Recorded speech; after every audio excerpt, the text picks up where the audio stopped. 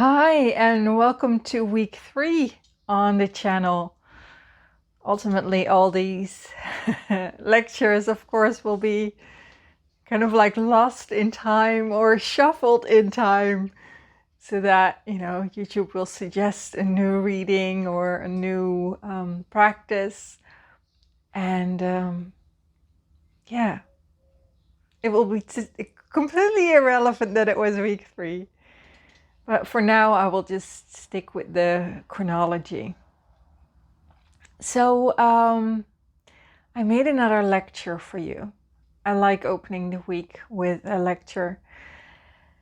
And this one's called It Is What Was There First, Life Mission Inside.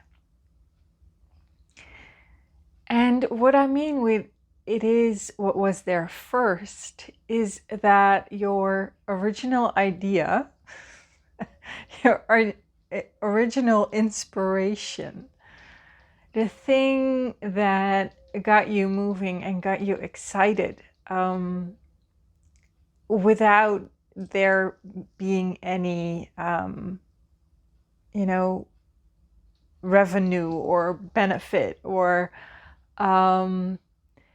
without it bringing you anything external. That is the thing that is your life mission. That is the thing that will really deeply fulfill you. So what do I mean by that? Well, I can, come up with a lot of examples, but let's just focus on the teenage years, or maybe it was even, you were even smaller, but like what kind of things were you interested in? And what were your hobbies? And so, for example, there are, I will give you an example of Madonna, who, she came from a household where the children were allowed to, or even had to, choose an instrument and go to music class. So it was one of the things that her father found very important, and he made sure that his children would get a musical education, which was a stretch for the family financially, but he made an effort for it. So all the children were made to choose an instrument. And when she was in her teens, Madonna managed to persuade him for her to get dancing lessons instead. And Madonna met her dance teacher, and he was the first one to really see her and encourage her, inspire her to become her own person. It was like dance was a vehicle for her to start expressing herself. She had already expressed herself when she was still like 10, 11 years old. So she was already dancing as a child without having, formal training. So it was already inside of her. But he was the one who really kind of like saw her in her, as a young dancer, and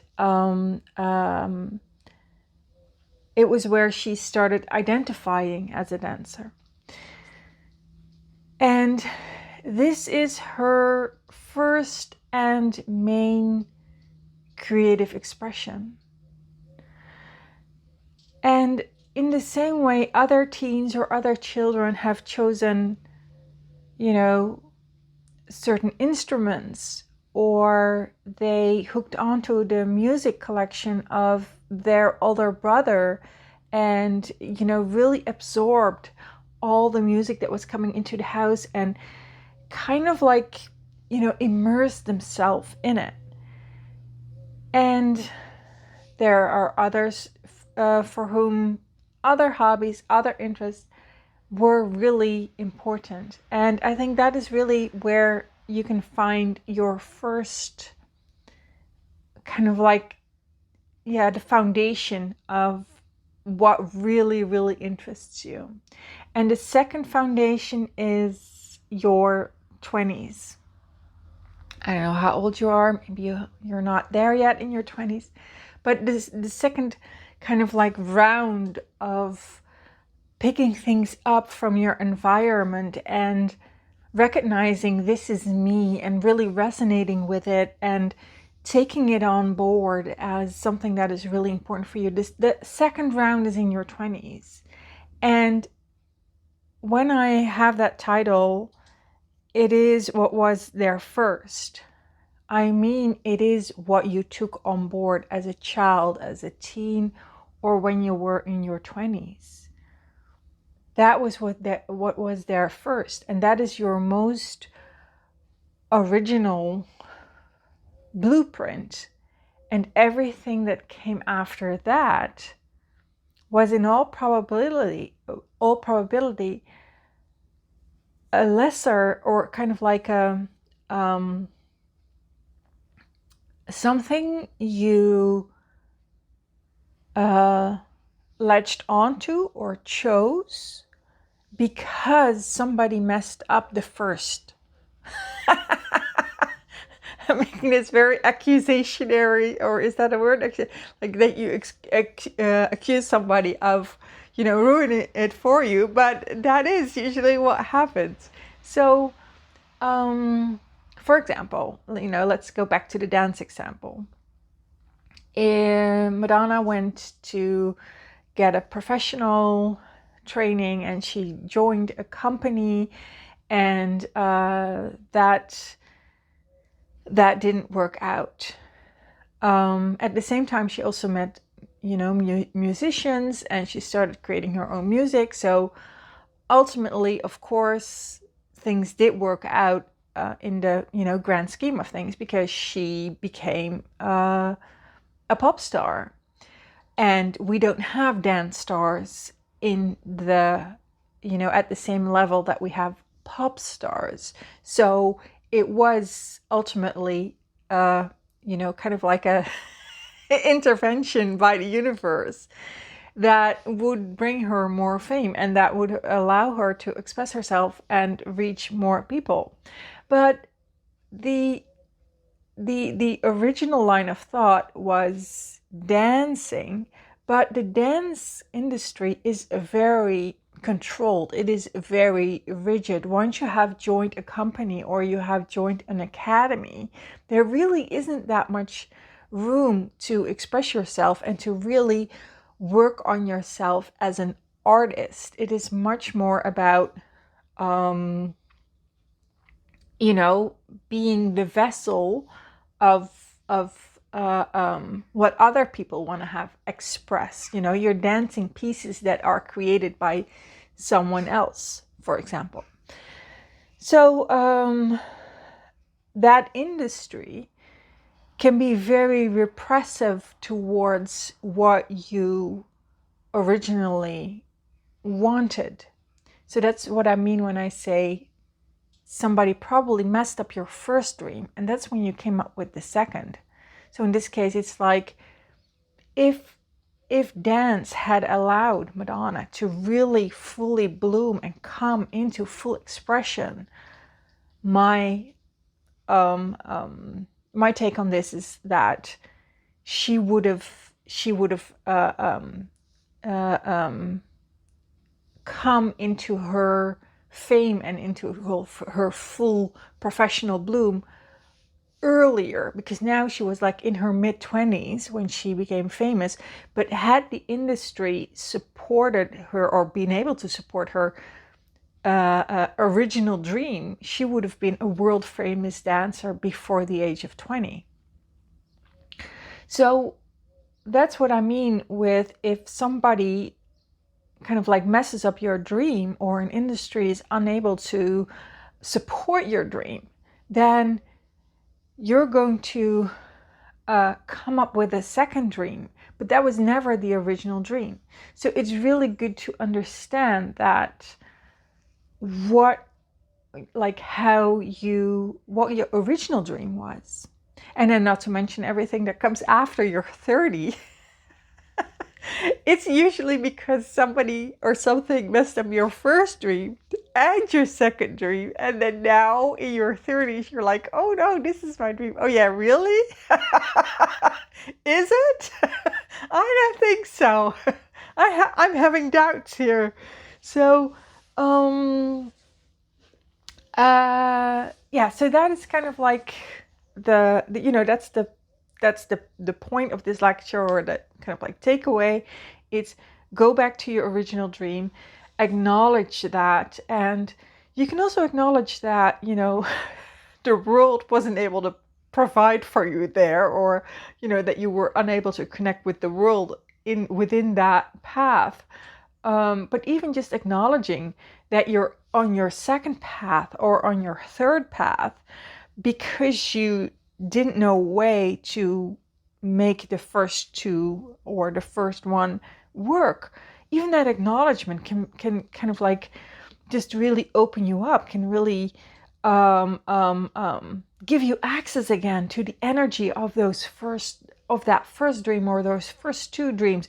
It's like just acknowledging that you were unable to hold it or to kind of like bring it into being, but that you still acknowledge that they're still there and that they were the original ones. So that is the main point of this of this lecture. And then I have a second point, and the second point will not be for everyone. But the second point is, if at this point you're like, oh no, but my first dream wasn't the right one, it was a mistake, or my second dream was a mistake, the one I gained in my 20s, and that was I had a completely a wrong idea about it or whatever, then the second part is for you, and that is that the how of your dream, or the specifics of your dream. So the dream you had came with a desired level of both autonomy and belonging or connection.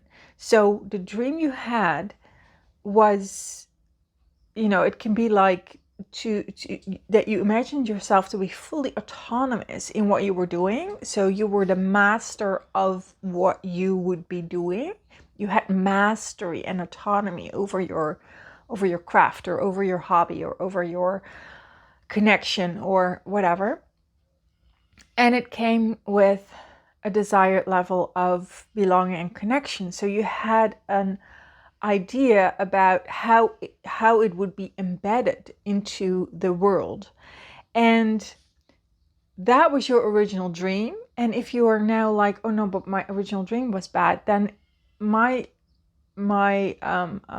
first instinct is to really look at, it was probably because the autonomy you desired, the mastership you desired, and the belonging and the connection that you hoped it would bring, the way it was embedded into this world, were not provided or were not possible. And it's also possible that you shifted towards the ways in which it was possible. So you took on the, using the dancing example for Madonna, you applied for the academy that was available. You joined the company where you could get the job. So you chose what was available, but in that you really gave up your own dreams of how you wanted to connect, how you wanted to work, how you wanted to be educated, or what your values were. So if you do remember the original dream from when you were in your teens or in your 20s or in your 30s, Oh, the 30s. I had just accepted that one. Well, if you remember your original dream and you responded instinctively to my story in the lecture, like, oh no, but that was wrong. Had completely had it wrong. Then I invite you to just go back to that dream and think like, was I?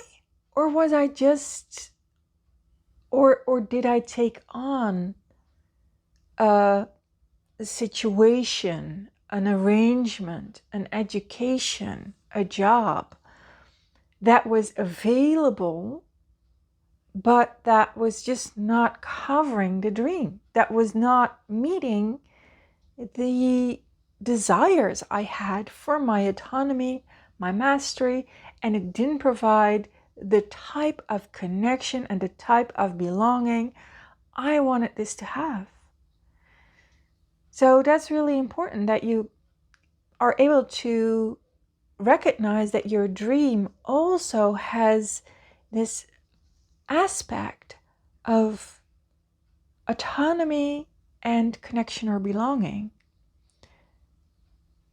And to really honor that as well. It's not just the dream to dance, or it's not just the dream to be a professional whatever. It is also the aspects where you desire a certain autonomy and where you desire belonging and connection. And that if you take on something in the way it is offered, then it might ultimately let you believe that the dream was wrong. But the dream was never wrong. The mission was never wrong. What was planted inside of you and what really resonated with you and what gave you energy and your life probably a lot of meaning and joy and satisfaction, that was never wrong. But in your attempt to make it happen in the world, you were probably limited in your options, and you hook onto something that had a different fabric, that was essentially something that looked the same, but that had a different personality, that did not resonate with yours and that did not resonate with your dream. It just looked that way probably because the sign on the outside of the building, had that word that your dream was, but it wasn't your dream. So there are no easy answers. Unfortunately, there are no easy answers. But I do think that just kind of like taking this apart a little bit and looking at your dream and looking at, okay, but what happened, that maybe it can really kind of like restore faith in yourself, restore faith in that dream was genuine. And by integrating it, you can make it a part of who you are today. And well, who knows, maybe you do find a different way to express it and to make it work completely in line with what you have always wanted.